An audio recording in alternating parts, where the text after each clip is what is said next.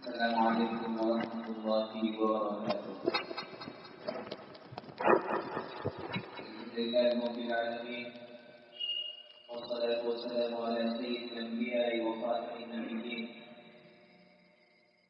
نبينا محمد وعلى آله وأصحابه أجمعين. أما بعد. أعوذ بالله من الشيطان الرجيم. بسم الله الرحمن الرحيم. ونزلنا من السماء ماء مباركا فأنبتنا به جنات وحب الحصيد والنخل باسقات لها طلع نضيد رزقا للعباد وأحيينا به بلدة ميتا كذلك الخروج. محترم سامعین کرام، گزشتہ درس میں کفار و مشرکین کے عناد و سرکشی کو سورہ قاف کی ابتدائی آیت کے ضمن میں واضح کیا گیا تھا اور بعد الموت اور جزا و سزا حساب و کتاب کے سلسلے میں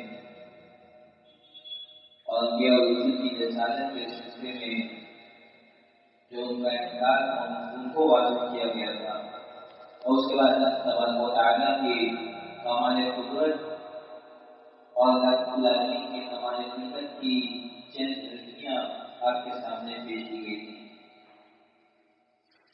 انہی باتوں کو آگے بڑھتے ہوئے اللہ تبارک و تعالیٰ نے آگے بھی فرمایا کہ وَنَزَّلْنَا مِنَ السَّمَاءِ مَاءً مُبَارَكًا.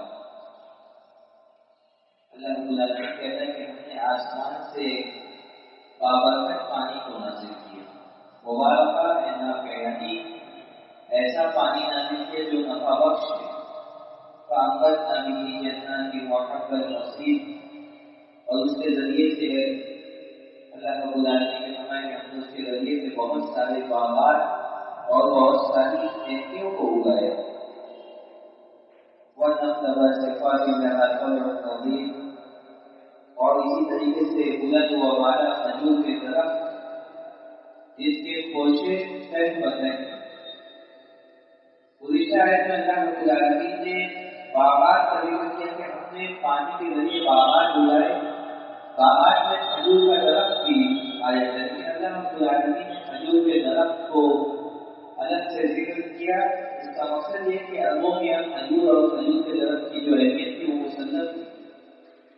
تو انہیں کی توجہ کو مضبوط کرانے کے لیے اللہ رب العالمین نے کھجور کے درخت کا الگ سے ذکر کیا. رزقا للعباد وأحيينا به بلدة ميتا.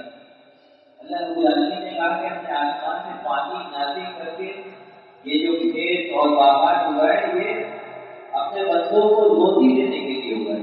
رزق کرنے کے بعد اس میں بندوں کے لیے روزی ہے، رزق ہے. وأحيينا به بلدة ميتا اور اس پانی کے ذریعے اللہ رب العالمین نے کہا کہ ہم مردہ زمین کو زندہ کرتے ہیں. ایک بنجر زمین ہے، جب اس پر بارش ہوتی ہے تو اس کے ذریعے سے وہ زمین باغات اور پھلوں سے لہلانے لگتی ہے. اللہ رب العالمین نے کہا کہ ہم اس مردہ زمین کو اس بارش کے ذریعے سے زندہ کرتے ہیں. کذالک الخروج اور ایسے ہی اللہ رب العالمین قیامت کے دن تم کو بھی نکالے. یعنی بارش زمین کا پودے سے جس طرح سے کھیت اور دانے اور پھل نکلنے لگتے ہیں، قیامت کے دن اسی طریقے سے انسان کو بھی اللہ رب العالمین دوبارہ اسی قبر سے نکالے. گزشتہ درس میں یہ بات آپ کے سامنے بیان کی گئی تھی کہ انسان جب قبر میں مدفون ہوتا ہے تو مٹی اس کے جسم کو کھانا شروع کر دیتی ہے اور اس کے صرف ریڑھ کی ہڈی کا رشتہ حصہ باقی رہ جاتا ہے جس سے اللہ رب العالمین بروز قیامت اس کی دوبارہ تنصیب کرے. اللہ رب العالمین کے یہاں کہا کہ اس طرح سے بارش کے ذریعے زمین زندہ ہو جائے گی اسی طریقے سے انسانوں کو بھی زندہ کر دیا جائے گا. یعنی جو ریڑھ کی ہڈی کا اس کا حصہ ہے جو باقی ہے قیامت سے پہلے 40 روز پہلے حدیث مسلسل بارش ہوگی، 40 روز تک لگاتار بارش ہوگی، اور اس کے بعد انسان اپنی قبروں سے اسی طریقے سے نکلے گا۔ بارش ہونے کے بعد اس طرح سے زمین سے پودے نکلتے ہیں۔ اللہ تعالیٰ کی مثال ہے کہ جس طرح سے بارش ہونے سے زمین زندہ ہو جاتی ہے، اسی طریقے سے انسانوں کو بھی قیامت کے دن دوبارہ زندہ کیا جائے گا۔ آگے اللہ تبارک و تعالیٰ اپنے نبی جناب محمد رسول اللہ صلی اللہ علیہ وسلم کو تسلی دے رہے ہیں کہ یہ کفار مشرکین اگر آپ کو جھٹلانے ہیں تو آپ اپنا دل چھوٹا مت کریں۔ یہاں اللہ تبارک و تعالیٰ ایک تو اپنے نبی کو تسلی دے رہے ہیں، اور دوسرا کفار مشرکین کو اللہ رب العالمین تنبیہ کر رہا ہے، کفار مشرکین کو وارننگ دے رہا ہے کہ اس سے پہلے بھی جو قومیں تھیں انہوں نے اپنے نبیوں کو جھٹلایا تو اس کے نتیجے کو اللہ کے عذاب میں گرفتار ہوئی۔ اگر تم لوگ بھی نبی کی تصدیق کرو گے تو تمہیں بھی اللہ رب العالمین کا عذاب پہنچے گا۔ ایک تو کفار مشرکین کو اللہ رب العالمین نے ڈرایا، دوسرا اپنے نبی کو تسلی دی۔ اس سے پہلے قوم نوح نے اور اصحاب رس یعنی کوہ والوں نے، اصحاب رس سے بعد مفسرین کہتے ہیں کہ اصحاب اخدود یعنی وہ لوگ جنہوں نے اپنے نبیوں کو قتل کیا اور اللہ پر ایمان لانے والوں کو ان لوگوں نے جلایا۔ وثمود اور قوم ثمود، وعاد اور فرعون اور لوط اور قوم عاد، قوم فرعون اور قوم لوط کے سب لوگوں نے اپنے نبیوں کو جلایا۔ واصحاب الایکہ وقوم لوط اور اصحاب ایکہ، یہ سب بستیوں کے نام ہیں۔ ہر قوم کی نسبت اس کے بستی کی یعنی کر کے اللہ رب العالمین کو مخاطب کی کہ اصحاب ایکہ سے مراد قوم شعیب علیہ السلام کی قوم، وقوم طوفا اور قوم طوفا سے مراد مفسرین کہتے ہیں کہ قوم سبا کے اندر کچھ لوگ تھے جو اپنے بادشاہ کو طوفا کہتے تھے، تو اس کی طرف منسوخ کر کے اللہ تعالیٰ نے کہا کہ تمام لوگوں نے نبیوں کو جھٹلایا۔ تو ایسے اگر یہ لوگ آپ کو جھٹلائیں تو آپ اپنا دل چھوٹا نہ کریں، اس سے پہلے بھی انبیاء رسول کو جھٹلایا گیا۔ کل لوگ تمام لوگوں نے نبیوں کو جھٹلایا تو ان کا ہمارا عذاب برحق ہو گیا۔ یعنی انبیاء رسول کی رسالت کی تصدیق کے سلسلے میں یہ تمام قومیں اللہ کے عذاب میں گرفتار ہوئی، اور کفار مشرکین کو یہی سرزنش کی گئی کہ اگر آپ نبی علیہ السلام کی تصدیق کو اگر ترک نہیں کرتے تو ان کفار مشرکین پر بھی اللہ العالمین کا عذاب ہے۔ فَفَعِلْنَا بِالْخَلْقِ الْأَوَّلِ فَلْتُمْ فِي نَفْسٍ مِنْ خَلْقٍ جَدِيدٍ، اللہ العالمین دوبارہ اپنے علم اور اپنے قدرت اپنے کمال قدرت کی اشارہ کر رہے ہیں کہ کیا یہ لوگ کہتے ہیں کہ ہم پہلی بار انسانوں کو پیدا کر کے کرتے ہیں، یعنی اللہ العالمین اپنے بارے میں کہہ رہے ہیں۔ یہ لوگ یہ کہتے ہیں کہ ہم انسانوں کو پیدا کر کے پہلی تکلیف کر کے ہم کرتے ہیں، پر مفیدت اس کے خلقی جدید کر کے اللہ رب العالمین کو ہوئے جو دوبارہ نئے سرے سے پیدا کرنے کا قادر۔ اللہ رب العالمین نے ایک دوسری جگہ ارشاد فرمایا کہ وہ الذی یبدأ الخلق ثم یعیدہ وہو اہون علیہ، یعنی اللہ رب العالمین نے پہلے انسانوں کو پیدا کیا اور دوبارہ پیدا کرے، وہو اہون علیہ، اور دوبارہ پیدا کرے اللہ رب العالمین کے لیے زیادہ آسان ہے۔ گزشتہ درس میں یہ بات بیان کی گئی تھی کہ پہلی مرتبہ کسی کام کو کرنا یہ زیادہ مشکل ہوتا ہے بنسبت دوسری بار۔ اللہ رب العالمین نے جب ایک مرتبہ انسانوں کی تخلیق کر دی تو دوسری مرتبہ انسانوں کو اس کی دوبارہ تخلیق کرنے اللہ کے لیے مزید آتا ہے۔ اور یہ دوسری اللہ تبارک و تعالیٰ نے یہی فرمایا کہ ابن آدم یہ کہہ کر کے مجھے تکلیف پہنچاتا ہے کہ میں اسے دوبارہ زندہ نہیں کر سکتا، حالانکہ دوبارہ زندہ کرنا یہ پہلے سے زیادہ اچھا ہے۔ یہ اللہ رب العالمین نے اس دوسری سے فرمایا، تو اللہ رب العالمین نے اسی کی طرف اشارہ کیا کہ یہ لوگ کہتے ہیں کہ ہم پہلی بار تکلیف سے نکلتے ہیں، حالانکہ میں دوبارہ انسانوں کی تکلیف نئے چیزوں سے کرنے پر بھی قادر ہوں۔ ایک انسان اس کا کوئی وجود نہیں تھا، اللہ رب العالمین نے اس کو عادت وجود بچا ایک حقیقی پانی کے نتیجے میں ایک جیتا جاتا انسان پیدا ہو جاتا ہے۔ یہ اللہ رب العالمین کی قدرت اور اس کی کاریگری، واللہ رب العالمین جب انسان کو عادت میں وجود بخشتا ہے وہی اللہ رب العالمین انسان کو دوبارہ پیدا کرنے کا کیوں قادر نہیں ہو سکتا۔ آگے اللہ رب العالمین نے فرمایا کہ وَلَقَدْ خَلَقْنَا الْإِنسَانَ وَنَعْلَمُ مَا تُوَسْوِسُ بِهِ نَفْسُهُ وَنَحْنُ أَقْرَبُ إِلَيْهِ مِنْ حَبْلِ الْوَرِيدِ۔ اللہ رب العالمین نے کہا کہ ہم نے انسانوں کو پیدا کیا اور انسان کے دل میں جو وسوسے پیدا ہوتے ہیں اللہ رب العالمین کہہ رہے ہیں اس کو بھی جانتے ہیں۔ اللہ رب العالمین کے علم کا کی کی اور اس کی قدرت کی یہ نشانی کہ اللہ رب العالمین انسان اپنے دل میں کیا سوچ کر کیا محسوس کر رہا ہے، یہ بھی اللہ کے علم ہے۔ اللہ رب العالمین سے کوئی چیزیں بھی چھپی نہیں، بلکہ اللہ رب العالمین انسان کے دلوں کے انسان اپنے دل میں کیا چھپائے ہوئے اللہ رب العالمین اس سے بھی واقف ہے۔ وہ اللہ رب العالمین جو انسانوں کی اتنی باریک باریک چیزوں کو جاننے والا ہے، وہ اللہ رب العالمین جو انسانوں کی تفصیل کرنے کو دوبارہ بھی کرے۔ تو اللہ رب العالمین نے کہا کہ ہم انسان اپنے دل میں جو کچھ چھپائے ہوئے میں اس کو بھی جانتا ہوں، اور میں اپنے بندوں سے اس کے شہرت سے شہرت جو انسان کے گلے کے بعد میں جس کی کٹنے سے انسان کی موت بات ہو جائے، اللہ رب العالمین کہتا ہے کہ میں اپنے بندوں سے اس کے شہرت سے ولادت کریں گے۔ مفسرین کہتے ہیں کہ اللہ رب العالمین کہتا ہے کہ میں اپنے بندوں سے اس کے شہرت سے ولادت کروں گا، یعنی یعنی فرشتوں کے ذریعے میں اپنے بندوں سے ولادت کروں گا۔ اگر یہ کہا جائے کہ اللہ رب العالمین اپنے بندوں سے قریب ہے تو اس سے یہ مراد ہوگا کہ اللہ رب العالمین جس طرح مومنوں سے قریب ہے اس طریقے سے کافروں سے بھی قریب ہے۔ حالانکہ یہ چیز اللہ رب العالمین کے لائق و شان ہے، اللہ کی معیت اور اللہ کی قدرت کے مومنوں کے ساتھ تھا۔ تو کے بارے میں اللہ رب العالمین کی معیت کا تصور بھی نہیں کیا۔ تو مفسرین نے یہاں یہ بات بیان کی کہ اللہ رب العالمین کے فرشتے اس کے بندوں سے قریب ہیں، اس کے ذریعے سے اللہ رب العالمین اپنے بندوں سے قریب ہیں۔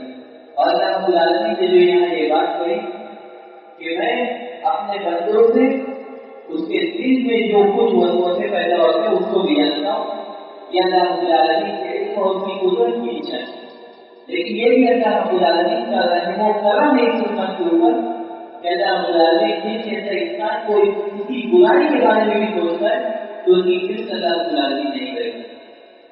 اللہ کے رسول صلی اللہ علیہ وسلم نے ایک حدیث کے اندر فرمایا کہ ان اللہ تجاوز عن امتی ما حدثت به انفسها ما لم يعلم او لم يعلم او كما قال علیہ الصلوۃ والسلام کہ اللہ رب العالمین اس امتیوں کے دل میں جو وسوسے پیدا ہوتے ہیں اس پر اللہ رب العالمین گرفت نہیں کرے گا جب تک کہ انسان اپنے دل میں کیے ہوئے ارادے کو عملی نہ بنا پائے، جب تک اس کا عمل نہیں کرے گا اللہ رب العالمین اس پر اس کی گرفت نہیں کرے گا۔ اللہ رب العالمین کا پھر یہ تلقل متلقیان یعنی یمین وعن شمال قریب، اللہ رب العالمین نے کہا کہ میرے فرشتے انسان کے دائیں کندھے پر اور بائیں کندھے پر بیٹھے ہوئے اور وہ ہر چیز نوٹ کر رہے ہیں، ہر چیز نوٹ کر رہے ہیں۔ ان چیزوں کا تعلق احتیاط سے انسان بظاہر اگر یہ کہے کہ کہاں فرشتے ہیں، کندھے پر ہے تو کہاں ہے دکھتے ہیں، یہ چیزیں غیبیات ایمان بالغیب سے انسان غیب پر عقیدہ رکھے کہ اللہ کے فرشتے اس کی ایک حرکت کو نوٹ کر، اس کی ایک حرکت کو نوٹ کر، اس کے اچھے عمل کو بھی نوٹ کر، اس کے برے عمل کو بھی نوٹ کر۔ اور حدیث میں آتا ہے کہ دو فرشتے مقرر ہیں، ایک انسان کی نیکیوں کو نوٹ کرتے اور ایک انسان کی برائیوں کو نوٹ کرتے، ایک انسان کی نیکیوں کو نوٹ کرتے، ایک انسان کی برائیوں کو نوٹ کرتے۔ اور یہ بھی کہا جاتا ہے کہ ہر چیز کو نوٹ کرتے، ہر عمل کو چاہے اس کا تعلق ثواب و عقاب سے ہو یا نہ ہو، تمام اعمال کو ایک فرشتے نوٹ کرتے ہیں۔ اور احمد بن قیس میں بولتا ہے بہت بڑے تعبیر کو کہتے ہیں کہ جو دائیں کندھے کا فرشتے جو نیکیوں کو نوٹ کرتا ہے وہ امین ہے، وہ فرشتہ مطلب وہ بائیں والے فرشتے کے اوپر ہے، اس کا مرتبہ زیادہ ہے۔ اور جب بندہ کوئی برائی کرتا ہے تو دائیں کندھے والا فرشتہ جو نیکیوں کو نوٹ کرتا ہے وہ بائیں والے فرشتے سے کہتا ہے کہ رک جاؤ، ابھی ان کی گناہ کو نوٹ مت کرو، اگر یہ توبہ کر لیتا ہے تو اس کے گناہوں کو نوٹ نہیں کیا جائے۔ یہ اللہ رب العالمین کا فضل و کرم ہے اپنے بندوں کے اوپر کہ اس کے گناہوں کو فوراً نوٹ نہیں کیا جاتا، یہاں تک کہ بندے کو توبہ کی توفیق نصیب ہے۔ ایک بندہ اپنے زبان سے کوئی بھی بات نکالتا ہے، اللہ رب العالمین کہتا ہے کہ ایک نگراں مقرر جو اس کی ایک زبان سے نکلے ہوئے الفاظ کو نوٹ کرا ہے کہ ایک انسان کو اپنے زبان کے رشتے میں بہت محتاط ہونا چاہیے، بہت محتاط۔ زبان کو کیا نکالنا کیا نہیں کہتے، تمام باتیں ریکارڈ ہیں، تمام باتیں ریکارڈ ہے۔ اللہ رب العالمین فرشتوں کو متعین کر کے کوئی اعمال کو ریکارڈ کر رہا ہے، ایسا نہیں کہ اللہ رب العالمین فرشتوں کا محتاج ہے بندوں کے اعمال کو جاننے کے لیے، بلکہ اللہ رب العالمین کو فرشتوں کے بغیر بھی بندوں کے اعمال سے باخبر ہے. بندہ کیا کر رہا ہے کیا بول رہا ہے تمام چیزیں اللہ کے. لیکن اللہ رب العالمین نے فرشتوں کو اس لیے مقرر کیا تاکہ حجت تمام ہو جائے, تاکہ انسان کے اوپر حجت تمام ہو جائے, وہ انکار نہ کر سکے. اور قیامت کے دن اس کے تمام نام اعمال کو اس کتاب کی شکل میں اس کے سامنے پیش کر دیا جائے گا. وہاں محمد بصری رحمہ اللہ کہتے ہیں کہ فرشتہ جو جائے جانے کو اس کی نیکیوں کو نوٹ کرتا ہے اور بائے جانے کو اس کی برائیوں کو, جو فرشتہ ہے اس کی برائیوں کو نوٹ کرتا ہے. اور یہ فرشتہ اس کے بلوغت جب تک کہ وہ شریعت کا مسلم ہوتا ہے وہاں سے لے کر اس کی موت تک جاری رہتا ہے. اور جب اس کی موت واقع ہو جاتی ہے تو فرشتے اس کے صحیفے کو اس کے نام اعمال کو لپیٹ کر کے اس کی گردن میں ٹانگ دیتے ہیں. اور قیامت کے دن وہ اسی نام اعمال کو اپنے گردن میں ٹانگ کر کے اللہ رب العالمین کی بارگاہ میں حاضر ہوتے ہیں. اور اس کے بعد ایسے کریمہ کی بس تلاوت کی کہ وقت الانسان الفنہ ہم قائد ہوگی اور وہ اجرہو یوم القیامہ کتابی القوم منشورہ کہ قیامت کے اندر انسان کا نام اعمال اس کی گردن میں لٹکا ہوا ہے. اور ہر انسان اپنے نام اعمال کو قیامت کی کھلی ہوئی کتاب کی شکل میں دے گا. تو ایک انسان اپنے زبان سے جو بھی بات نکالتا ہے یہ ساری چیزیں ریکارڈ ہو گئی. اپنے زبان سے گالی کرتا ہے, غیبت و چغلی کرتا ہے, ایسا نہیں کہ یہ ساری چیزیں اللہ رب العالمین کے علم میں نہیں ہے, بلکہ ساری چیزیں اس کے نام اعمال میں ریکارڈ ہو گئی. اس کے نام اعمال میں ساری چیزیں ریکارڈ ہو گئی. اور زبان کے جو احتیاطی ہمارے پائی جاتی ہے پھر اللہ کے رسول صلی اللہ علیہ وسلم نے ایک حدیث کے اندر بتایا کہ ہدایت کا احتیاط آدم فإن العادات كلها تكفر الإنسان. یہ بندہ دعا کرتا ہے تو تمام اعمال جوارے زبان سے گزارش کرتے ہیں کہ اپنے زبان سے کہتے ہیں کہ ہمارے معاملے میں اللہ رب العالمین سے ڈرنا کہیں استقامت وہی ہے وجہ یعنی اگر تم سیدھی رہو تو تمام اعمال جوارے سیدھے نہیں اگر تم سیدھی ہو گئے تو تمام اعمال سے ہو گئے. اور وہ روایت جس میں اللہ کے رسول صلی اللہ علیہ وسلم نے پھر صحابہ کرام نے حضرت معاذ بن جبل نے کئی سوالات کیے, اللہ کے رسول نے کئی جوابات اس کے لیے کئی نصیحتیں کی. اس میں ایک سوال انہوں نے یہ اللہ کے رسول نے اس سے یہ بھی ان کو ایک نصیحت یہ بھی کی کہ نماز پڑھنے کے بعد کیا تمام نیکیوں کا نچوڑ نہ بتایا جائے. اللہ اس کے اوپر بھی ملا اللہ کے رسول نے انہوں نے کہا کہ اللہ کے رسول ضرور بتا دیے گا کہ اپنی زبان کو پکڑ کر کام میں خود پڑھنے کے بعد اپنی زبان کو اپنے کنٹرول میں رکھو. میں نے جنت کی ضمانت دیتا ہوں. یہ زبان ایک انسان کو جنت میں لے جانے کا بھی سبب بن سکتی اور ایک انسان کو جہنم کے گہری کھائی میں بھی پہنچا سکتی. اس کا لفظ تکلم بالکلمۃ من سخط اللہ لا یلقی لها بالا یحوی فی نار جہنم. ایک بندہ اپنے زبان سے کوئی بات نکالتا ہے وہ اس کو بڑی ہلکی سمجھتا ہے اور زبان سے نکلی بات کی اس کے نتیجے میں وہ جہنم کی گہرائی میں چلا جاتا ہے. تو زبان ایک انسان کو جہنم کی گہرائی سے پہنچا سکتی ہے. اس لیے اللہ تبارک و تعالیٰ نے اپنی کہ تم اپنے زبان سے کوئی بھی بات نکالتا تو صاف طور پر نکالتا. صاف منظر یؤمن باللہ والیوم الآخر فلیقل خیرا او لیصمت.